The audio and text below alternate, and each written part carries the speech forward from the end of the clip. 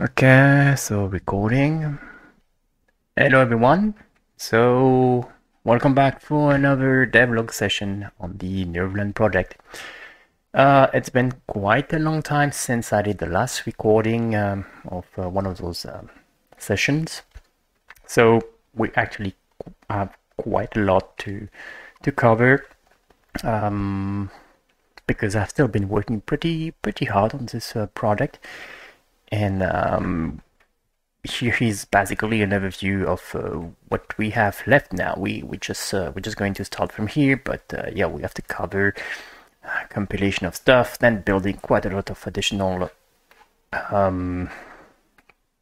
programs. Actually, say that the nodes that I have are pretty small, but yeah, if we go a bit in the code, it's going to take a bit of time to cover everything. But anyway, I'm not trying to cover just everything in this session. We'll do what we can, and we'll try to keep it reasonably small. So let's get to it. Bit of context for that. Just before previous session, we were working basically on Emscripten compilation, and I was focusing on Qt usage in Emscripten. So we have a screenshot of the small application that I was building at that time, which is still work in progress, but I have not touched this one since a good moment now. So need to get back to that, but I'm not quite sure why exactly. At that point, I decided, okay, I need to start thinking about WebGPU. Why? No idea why. I mean, I found this list of WebGPU native samples. So yeah, example is not written properly, but yeah, I found this repository, and I think that's where I started in the end. But yeah, and the idea is still to eventually get back to Emscripten. I need to get an application written with Emscripten in the web, in the browser. But before that, I thought, okay, I might just as well try to experiment a bit with WebGPU in desktop, because you can actually build such symbols on desktop with the down library. So down is a library from Google, and that's actually what is used as a backend library in Chrome to perform the WebGPU operation, actually converting anything you provide in the WebGPU into the actual backend on your hardware. So that would be either DirectX or Metal or Vulkan or even OpenGL in the worst case, I believe. Cheers, by the way. So we started with this idea of building down the library, which turned out to be a pretty intensive task actually, because it's built with depot tools from Google again. So this one is a bit of a giant mechanism to build stuff. That's also what we use actually to build Chromium, I believe. Yeah, I mean, it was a while back, but I think I kind of remember I was using depot tool at that time also. So probably still the same mechanism. So you need to get depot tool setups, and then from there you would set up a folder to build down. So that was pretty tricky, and I've actually only covered that on Windows for now, because I would tend to assume that it's more complicated to do it on Windows, and then on Linux it should be a piece of cake. No? So, I mean, I'm not even sure. Maybe I have the builder also defined for Linux.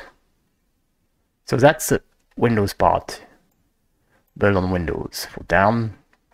By the way, this is in the NervProj project, which is a public project on my side, so it's available on GitHub. And oh, actually, I have that on Linux also. Really? Yeah, seems to be. So I've built that on Linux also then. Let me just quickly check if I have the binaries for that. And yes, I'm just checking my Linux version of the NervProj product. I have access to that because it's a shared folder, so it's on a Linux system anyway. So yes, we have this Linux build folder, and we have down build with some content. Now, not quite sure that this is actually really ready for usage because I've been installing a few files here, but when I was working on that on Windows, I think that eventually I had to install a very large bunch of additional libraries that are built with down, and you need them actually for building, for linking the down libraries themselves in your application. Let me just maybe show you that. So that would be, no, it's not yet, wait. So in Windows built with Selang, we have down here in the libs, yes, we have all of those ABSL libraries. I don't know what this is exactly. It's a third-party library which is built within down, and yeah, we need access to some of them when you're linking to your project. So for instance, where have I been starting to build then? Test. Yes, that's CMake file that I'm using to build all the latest tests that I have.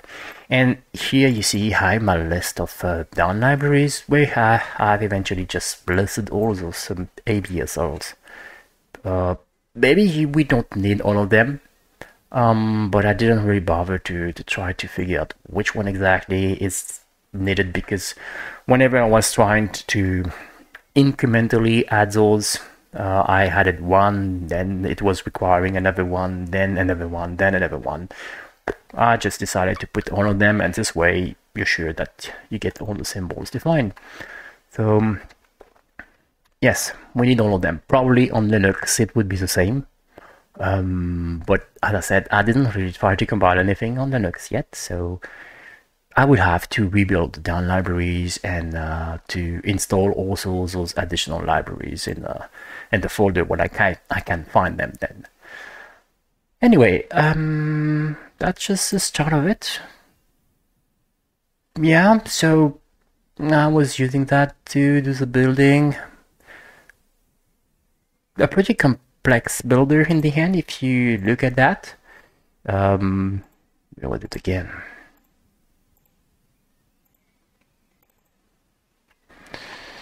So what do we have? All element installing. That's for the installation part. And for the building part, we need access to Python. Enable pick. Okay. Yeah, that's a tricky one. On Windows, you need to define that, because otherwise it's kind of refusing to build because it's trying to access Visual Studio installers or something like that. I don't quite remember what it was, but I had to define that. I think otherwise it's supposed to be used by Google internally. So yeah, you can't do that if you're not from Google, I guess.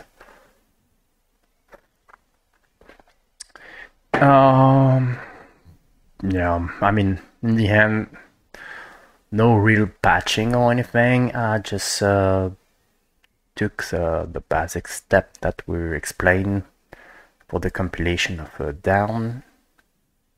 So you have to copy the standalone G-client configuration file, and yeah, not so much to say about that, I guess. Okay, so what was falling and freezing? Yes, I think the freezing part was due to this toolchain thing. And I could not really notice that at first because I was running that from my Python environment, my Python control environment from NervProj, and it was just hiding those messages. I'm not really sure why, but I could not display that. But then if you try to run the same commands from a prompt like I mentioned just after, I could eventually get the list of error. Blah blah blah, no downloadable toolchain found, blah blah blah. In order to use your locally installed version of Visual Studio, please set depot tools when toolchain to 0. That's it. Then it was working fine. So I got that built with MSVC first. Then I did the installation part, as I said, which required, I think actually it's not going to install anything on its own. So if you want to just take the outputs from your build and put that in a auxiliary installation folder, you have to do it manually. Something like what I have done here. So retrieving the libraries, retrieving the include files, and also the few symbols that were compiled. Talking of symbols, maybe we can just give this a quick try. So that's the C-lang version of the installation, and you can just try to run that, for instance, and you see that it's working.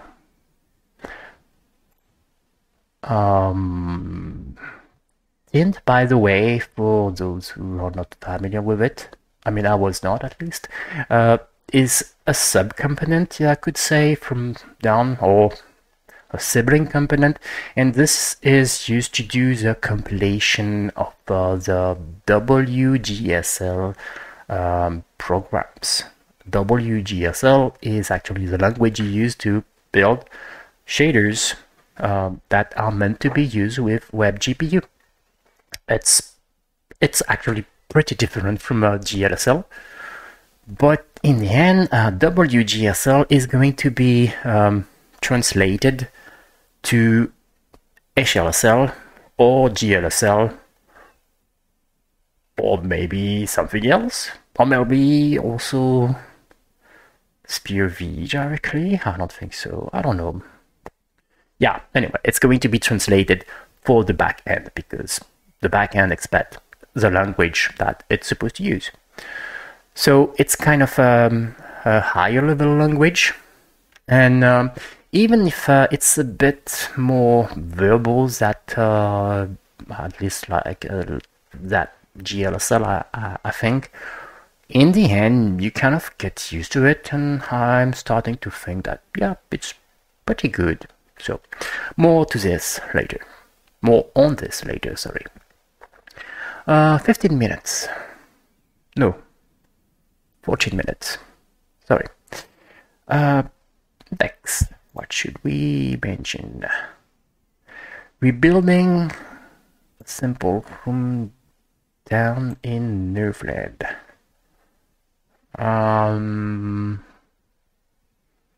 Okay. So then we needed GLFW library, which is a simple library that is used to do the windowing of OpenGL application. I didn't have this one ready, but anyway, I just added another builder here in NervProj, and now we can build GLFW both on Windows and Linux. So this one was pretty easy to deal with. So we have it here, and It's just going to build a static library for now, and you have the include files on top of that. What's next? Yes, I kind of remember what I was doing at that point, because when you build down, do I still have the build file actually? Build libraries. Yes, I still have them. When you build down, you also have a list of samples here. So you could try to build those samples, and they are actually using GLFW. So we could try to open one of them, for instance. Let's just go from there. If I go in build libraries,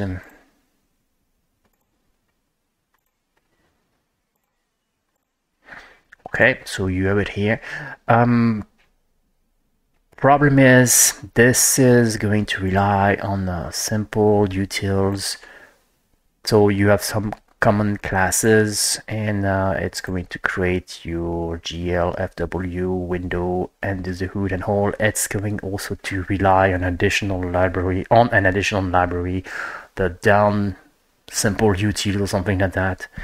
I don't really remember why, but give it a quick try. I wanted to integrate that into my development framework, but I eventually decided, okay, let's just give this up and try to focus on this other project that I mentioned, this one, and try to build the example that you have in there.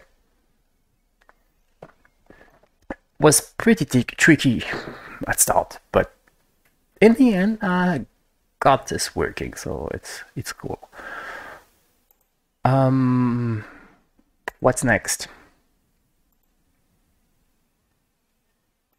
Yes, you also need this CGLM library. CGLM is basically the C version of the GLM library. GLM is a GL math library that everyone is using except me. I don't really like this library. I don't like the way it's built. I prefer to use the routines and vectors and matrix and as defined in the OpenScene Graph library. So this is something I started to work with a long time ago, and now I basically integrated this in all the projects that I have. So I already have some kind of background math library to provide this kind of support. So this is in NervLand, in the sources, in the core directly, we have this math folder.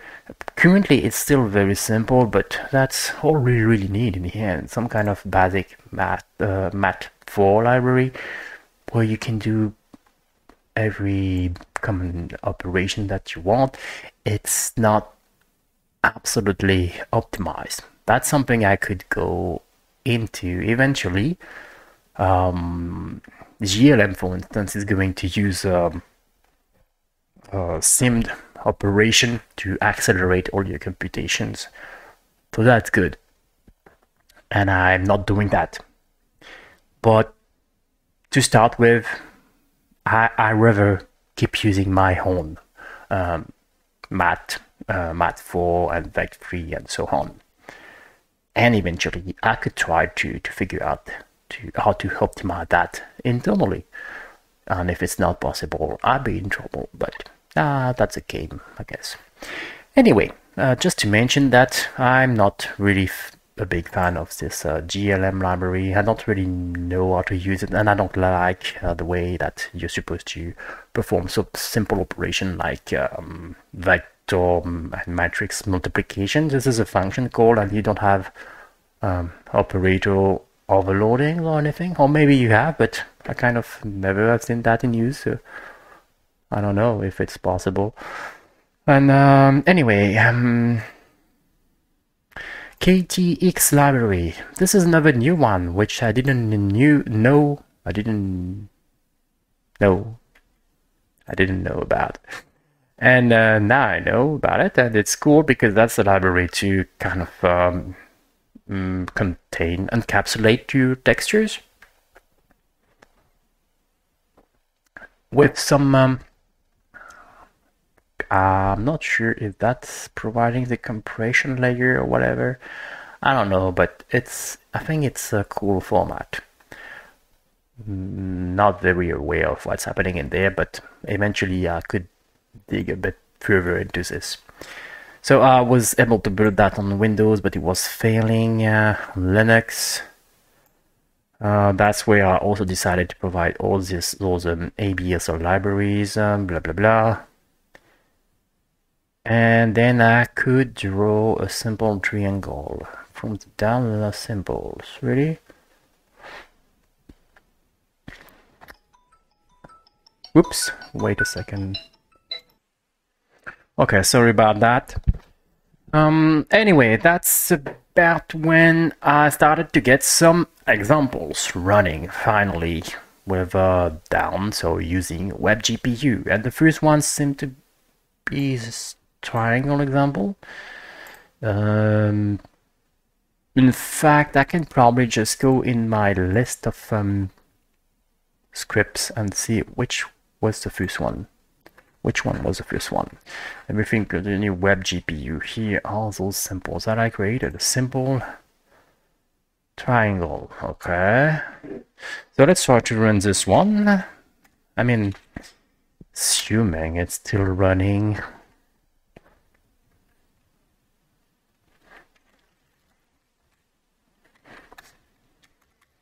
So that's a sample triangle. Cool. Ta-da! Here we are, a simple triangle.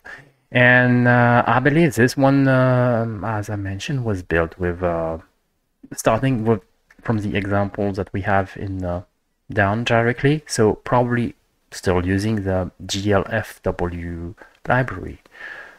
Let's just try to figure out where this is located.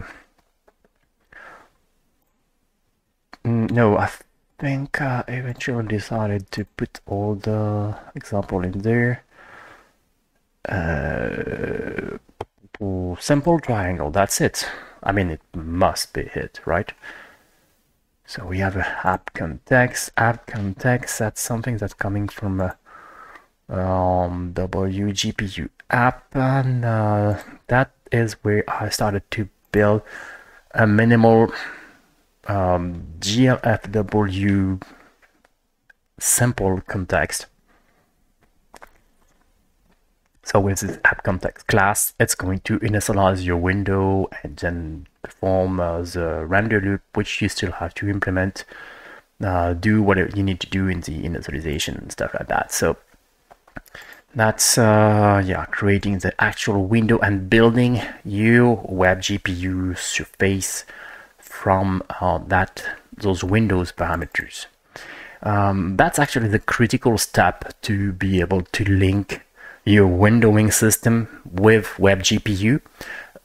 You need a surface, and this will depend, I mean, the process to do that will depend on your windowing system. I mean, not really, because in the end, whatever is your windowing system, on Windows, you're going to want to retrieve a handle like what we're doing here and the instance, and you just need those two elements to be able to construct the structure, the surface that you need for that window. And on Linux, it's similar. You're going to need what is it exactly? The display and surface, which is the window. That's probably just an integer on Linux. I'm not sure. I mean, again, I have not really tried any of this on Linux, so I'm not sure yet, but it should work in theory. Anyway, that was for the setup of this minimal context application. And then we have this simple triangle where we have some code directly hard-coded in the sample, and then we start using my WebGPU engine, which I've been building those latest days, and it's getting pretty big actually. So where do we have that? We have an additional module now in NervLand. The sources, we have this NVGPU, and in there we have many, for instance, this WGPU engine, which is entry point to have your engine, which is going to handle building whatever, the textures, the bind groups, pipelines, render passes, and so on. Except that we also have quite a lot of additional support classes now. And I've been trying to re-implement all the examples that we have in there and progressively build the engine depending on what I actually needed to make those examples work. So one thing which is noticeable here maybe is that this repository is only meant for compilation on Linux, and on my side I have tried to do that, but only on Windows for the moment. So it's a bit complementary, we would say, but also at the same time this repository is designed to be full C, and on my side I've gone to full C++, which means that I'm absolutely not using the same kind of content that what you have here, for instance. So let's just go through maybe those simple examples. One other thing I need to mention is, for now, I'm still in the process of building those symbols, and for now I have covered only those basic symbols, which is quite a lot of them already, if you think about it. So, I mean, not fully covered yet, because I'm still working on this off-screen rendering. It's not complete yet, and then I would still have this sensor buffer symbols to cover, but there are way more examples than that I need to dive into and, well, try to get on Rails. But anyway, let's start with a simple one. So the first one was the clear screen, which is, yeah, sure, probably the first thing that you would try to do with such an engine and such a framework. So clear screen, that would be this one. And as you see, my example here is pretty small. We only have about 66 lines, 68, okay. And that's again using this app context and performing this render frame, where you're going to get the swap chain, get texture from this swap chain, and you define a color attachment, okay. Render pass, and you have your commands. Okay, that's still pretty verbose. And you start rendering your pass and you earn your pass. The thing is, when you do that, your color attachment here, you have a clear color which is changing depending on your time, and you are requesting on load to perform the clear. So it's going to change the color of the background. So we can just try that maybe.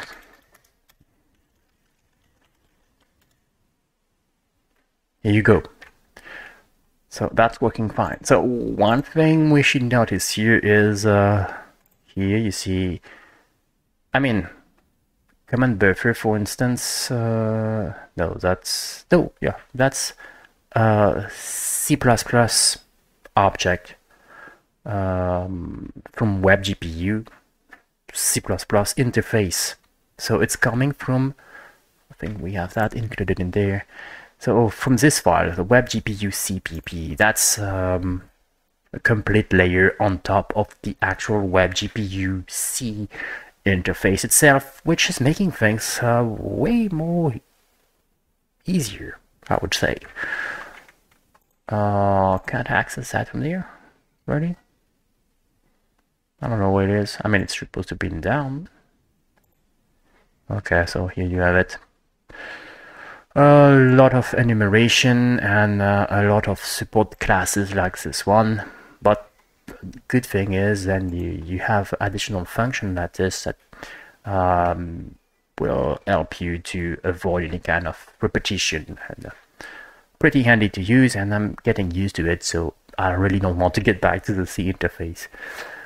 And if we were to try to compare, if you try to check this clear screen example, for instance, I mean, this one is still reasonably small, but it's already 3 times bigger.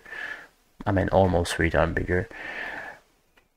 But it's getting terribly more complex in the other examples. If you check, for instance, one of the, I mean, I'm not going to go into the latest one, but I could have cases where the C example is like 700 lines. And then when I write that on my side, I could go down to 100 lines at all. So yeah, there's some work going in there to try to make this a real engine that I'm going to want to use, not just a collection of large verbose inputs that would make me completely desperated in a couple of hours or something like that. Okay, I'm not quite sure how long. I mean, it's already 30 minutes, so more than 30 minutes. So what should I do? I mean, we need to cover a bit with more details what we've been doing in those tests to try to clarify how the engine is built. So I don't want to rush that. Just go maybe with the minimal samples, and when we stop, then we stop here and we'll make another recording for the next the other samples. So the minimal example, what is this one doing? So this one is just going to draw a triangle, I believe. So in the setup application, you again want to specify some WGSL code. So this is what it will look like. As I said, it's pretty verbose because of all those specification of the formats. So you have a lot of those F32 everywhere. You don't really all the time need them, but you still see a lot of them everywhere. So yes, you're going to use the vertex code and the fragment code to build a render pipeline. So this is stored here. So the render pipeline is already aware of what the shaders are going to be. There is actually a lot going on with the render pipeline construction, but it's completely hidden here. I mean, it's not fully hidden because build render pipeline will actually return you a render pipeline builder, this object, a reference to that builder. And with that builder, you can actually keep customizing your pipeline before you build it. So this is defined in the in the GPU package here. And we have the render pipeline builder like that. So you have a lot of functions here where you can specify one or a few of the settings that you have in the pipelines if you want to override the default values. And then all of those functions are still returning a reference on the builder itself. So you can chain those modifications until the very end when you're done, where you would call the operator, or the call operator, which is this one. And that is actually going to use all your settings to build the actual render pipeline object from WebGPU. And if you pay attention to that, where is my sample again? I lost it. So let's maybe keep this file. Minimal. If you pay attention, we're calling this function, but then we're calling the operator at the end here. So this is producing the pipeline directly with most settings, get to default value, and we just specify the shaders. And then when it comes the time to do the rendering, we get the swap chain. The swap chain is attached to your surface, so attached to your window. So it's going to tell you, okay, this is your window. You retrieve the texture, which is your current target to which you want to render something before you present that texture. A good share of the complexities that you got from Vulkan, for instance, is completely hidden here, which is making this very nice to use.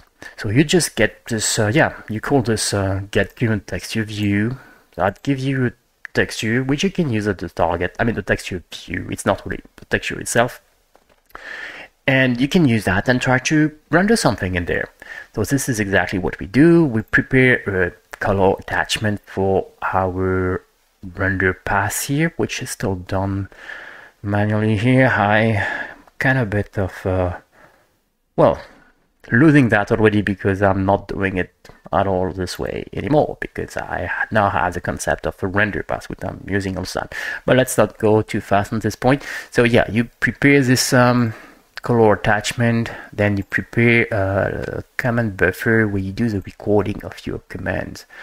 Begin a render pass, okay, so that gives you a render pass, which is again a fully basic WebGPU object. And then you set the pipeline on this render pass, set the viewport, the scissor, and you draw only 6 vertices. That's all. There's no additional information on that, but you don't need that, because then in the shader you can still get the vertex ID, which is what we're doing here, I assume. Yes, we're retrieving the vertex ID, and from this ID we're going to select what is the actual location of the pixel that we want to draw. So yeah, just drawing those 6 vertices with no additional data attached to the render pass itself. Then you hand the render pass, you record everything, and you submit those commands before just presenting what was just rendered on your swap chain texture, this one, which was retrieved at the start. And this is it for the render frame. When you do this rendering, then you keep doing it again and again. So let's just have a look at what this is looking like. It should just draw a simple triangle again, I think. Now,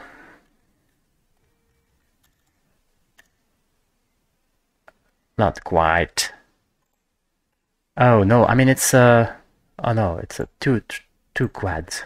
I mean it's a quad, complete quad, filling the area. Okay, good. And now it's time to stop this recording. So next time we'll continue with the next example. See you, bye bye.